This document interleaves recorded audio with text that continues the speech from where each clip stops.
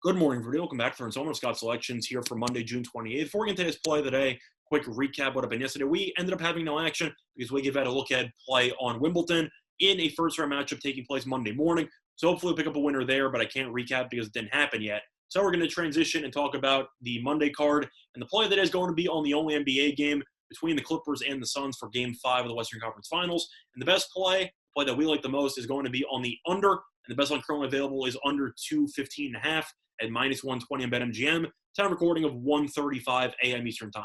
Covering why I like the under in the spot. First of all, looking at how the series has gone, you have seen a lot of low-scoring games. Game 1 was a track meet, and then Game 2 onward has been an absolute war defensively. You had Game 2 land at 207, Game 3 landed 198, and Game 4 landed at a pedestrian 164. So you have seen both offenses really struggle for the last couple of games, while both defenses have really just dug in, and they've done a really good job of disrupting the opposing offenses. But you also want to talk about another reason why both of these teams have struggled is because of the pace, and it's really been non-existent. Ever since Chris Paul came back from the COVID list, you have seen the Suns offense play a lot slower, which is why it has scored 92 and 84 points in the 2 games since he came back.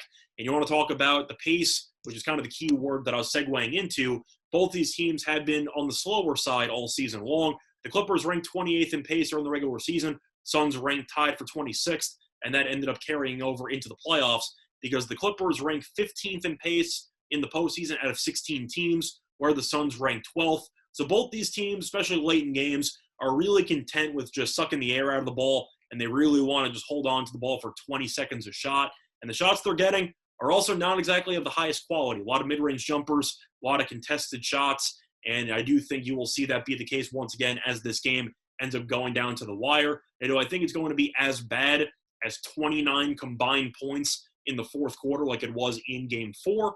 No, but I think you'll see another low-scoring end to the game where both teams are going to be trying to create some separation offensively, but end up settling for contested jumpers, and I do think that'll be an issue for both teams. But looking at the Suns offensively, because I talked about them and how despite winning Game 4 offensively, they were terrible once again, you want to look at the backcourt for this team, and the 2 main contributors have really not been that efficient. Booker ended up going 8 for 22. He was fantastic in the first quarter before struggling for the other 3 and then eventually fouling out, but I went through his numbers before Game 4, now including Game 4, his numbers percentage-wise have been terrible.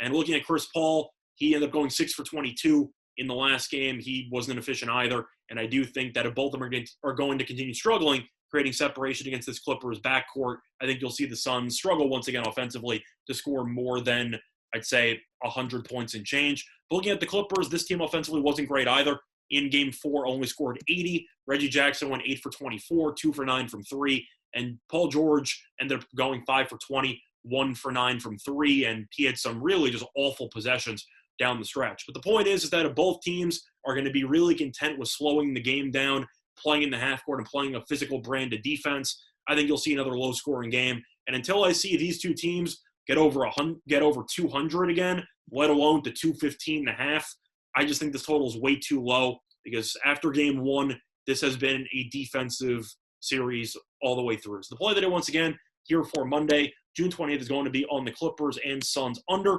215.5 at minus 120 on BetMGM. Bye, everyone.